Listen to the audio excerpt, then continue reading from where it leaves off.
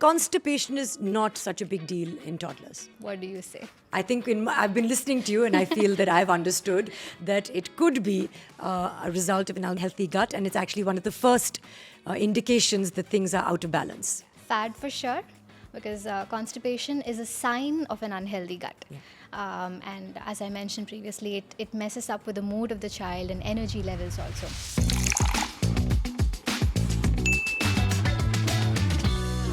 Good morning and welcome to the Toddler Tummy News Hour. I'm your host, Soha.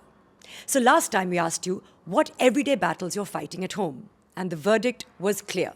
When it comes to mummies, the biggest worry is tummies. So we're here with today's top story. What's causing the grumbles? And what should really be going into the tiffin box?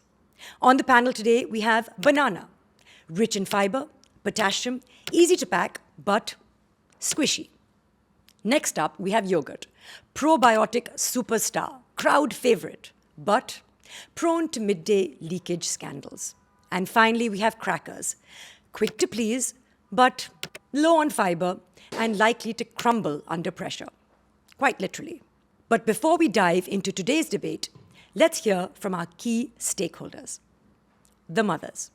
And across the board, the consensus is clear. Mothers want one thing: a smooth poop day for their child.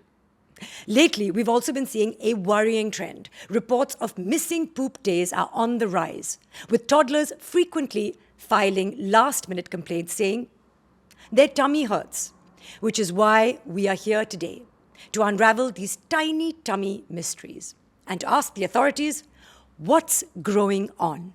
So to save us from parental panic, we have with us Dr. Tejaswini Manogna, pediatrician and gut health detective, especially for that under 6 crowd, and the person I wish was on speed dial with me every time I hear, "Mama, my tummy hurts." So doctor, thank you firstly for being on this show with us. I'm so excited to have you. So you must have heard all of these things. 1, that she hasn't pooped in 3 days.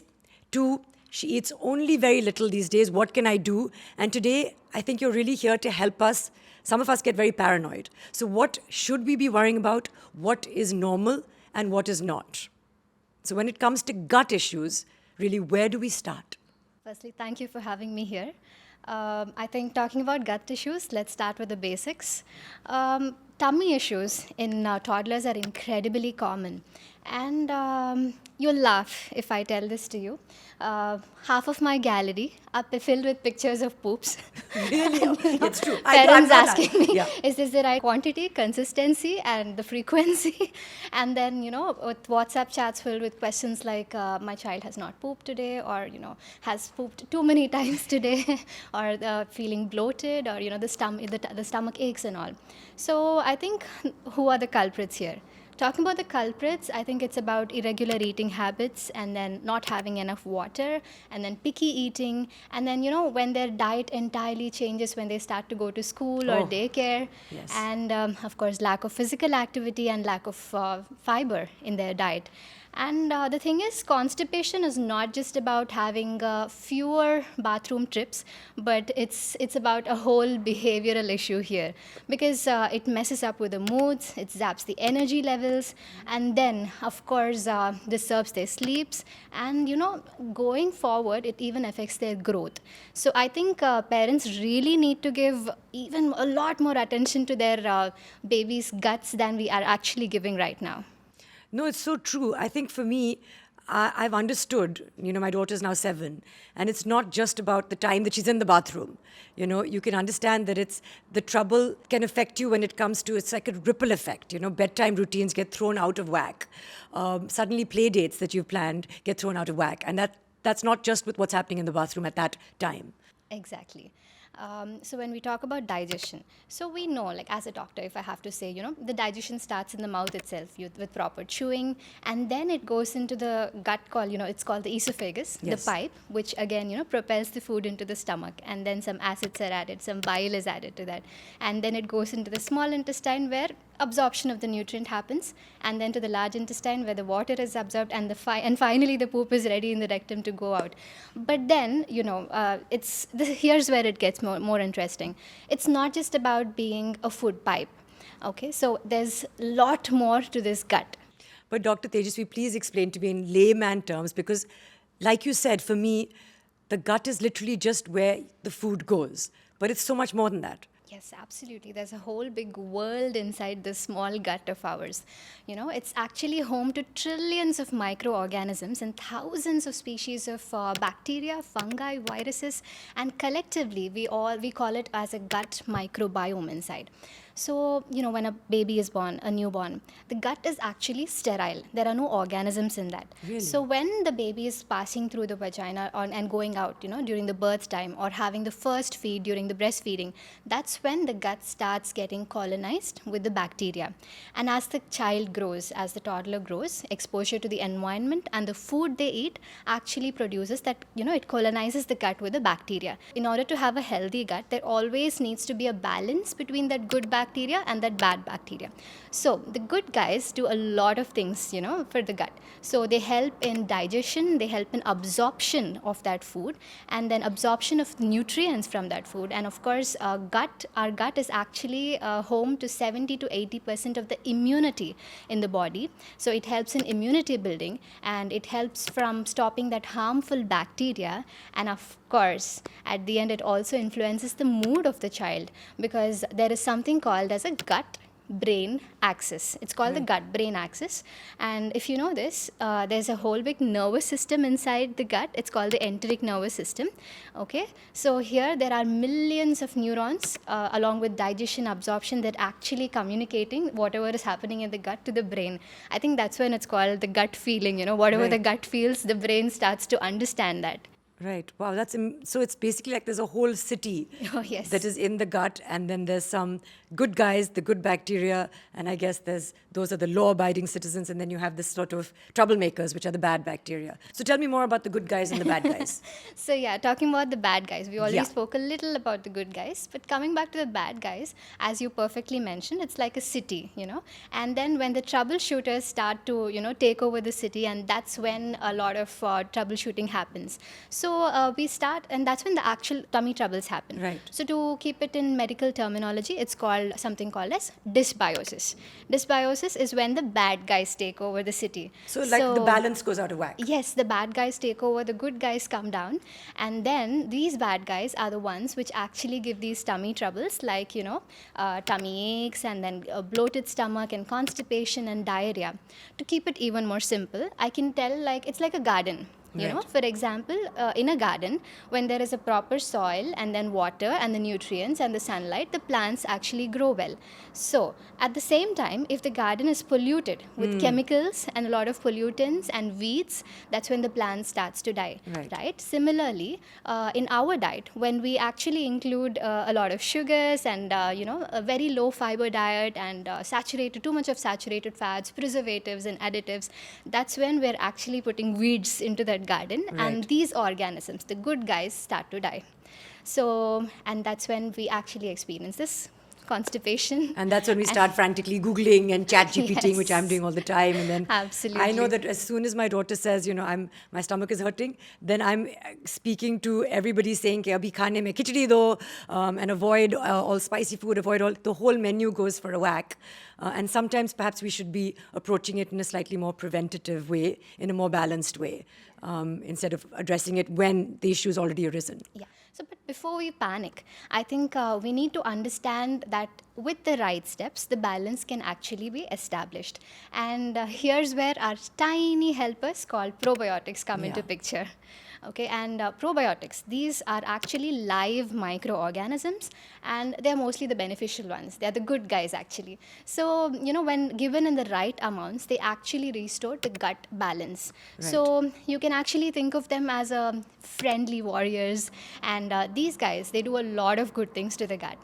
They help in reducing the harmful bacteria, and then they help in digestion, and they help in absorption of those proper nutrients, and relieving the constipation and tummy troubles, and reducing the diarrhea, especially if you had seen, if a child is on antibiotics, child gets a lot of diarrhea. So Yes. relieving that, and of course strengthening the immune system. But it's incredible, what the human body just has within itself, Within to itself, keep yes. things in balance. And that idea that the gut has its own sort of security force patrolling the streets Absolutely. and keeping all of these bad guys in in check, it's almost like science fiction to think about. It's phenomenal. Yeah, and the best part is you don't really need any fancy things to get these good guys. I was going to say, probiotics. I'm assuming that these good things are in the things that the children don't like eating.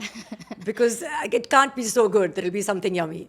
Tell me where to find these good guys. Luckily, we can actually find these in the natural food items, especially the yogurt, the buttermilk, and then some fermented foods, and of course certain fortified milk products as well. So we often recommend some strains, lactobacillus, bifidobacillus, and then to keep it short, L-lactis, and then B-lactis. So these are all these strains that we keep recommending, and they actually support in improving the stool consistency, and then helping them poop easier, and then maintaining the gut barrier and also the immune defense also inside the body. So L-lactis and? So it's B-lactis and L-lactis. So like basically bifidobacterium lactis and then lactobacterium and all these So things. B-lactis and L-lactis are the people that I want to have around at all times in my home and in my kitchen. Oh, yes. So, and one of the most common signs that the gut needs some extra care is constipation. For sure, it is linked to the gut health for sure. And when toddlers are having hard stools and painful pooping, it's usually because that they have low fiber intake, or they are dehydrating, or there's an imbalance in the gut bacteria. So, and that's where these probiotics become the heroes. They actually soften the stools, and then they improve the bowel movements and even reduce the discomfort in the child. So I'd like to think of these good bacteria like peace negotiators. So they're making sure that everything is working well together and running smoothly. Yeah, that's a good way to put it also. And with good hydration and enough fiber, and of course physical activity, Yes. We can avoid a lot of "mama, my tummy hurts" kind of a moments. And then we can avoid all those late.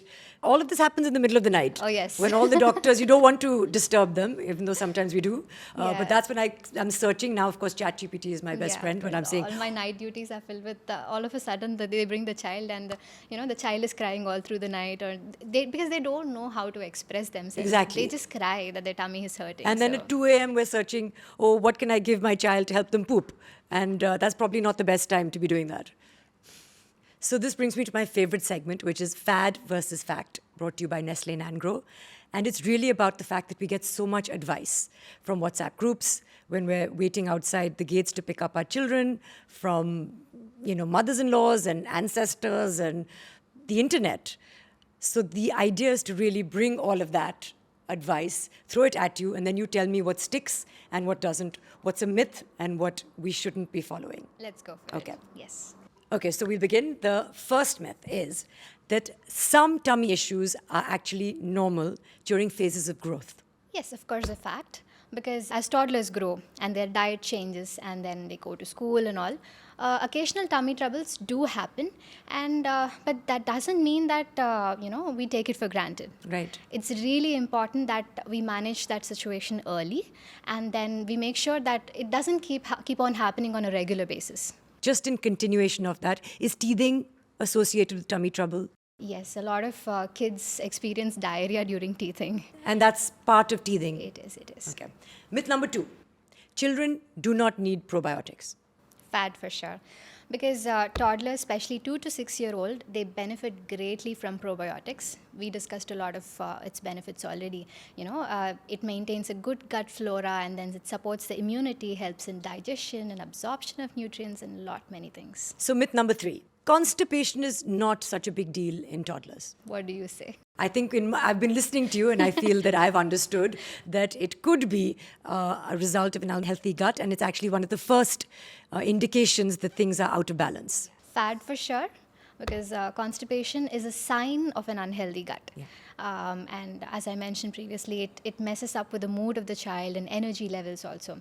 And because there is a two-way communication between the gut and the different body and different organs of the body also. Okay, so and if constipation is not dealt at the right time, or it can actually become like a permanent problem throughout the life also. Yes. So it causes discomfort and then reduces appetite. Thank you so much, Dr. Tejaswini.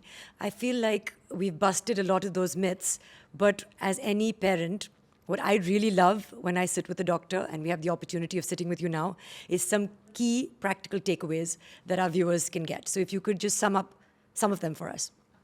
So here are some quick reminders for all the parents. And firstly, they need to offer a balanced diet. What does a balanced diet include? Is like a plenty of fruits and veggies and whole grains also in that, and encourage good hydration, because water is a child's best friend here.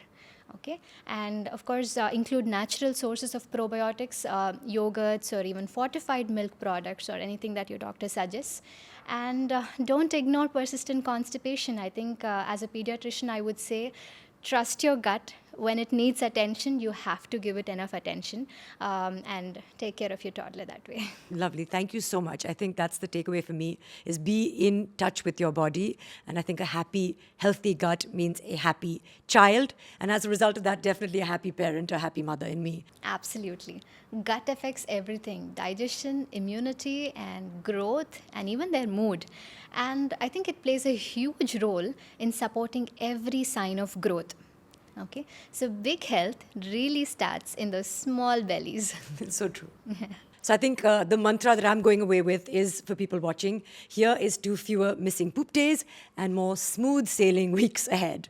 And really, thank you so much, Dr. Tejaswini, for turning our tummy troubles into an action plan that we can really implement with our children at home.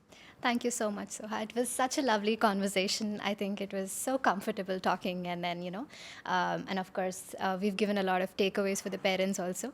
Hoping for smooth poop days ahead for everyone. Fingers crossed. Thank you so much.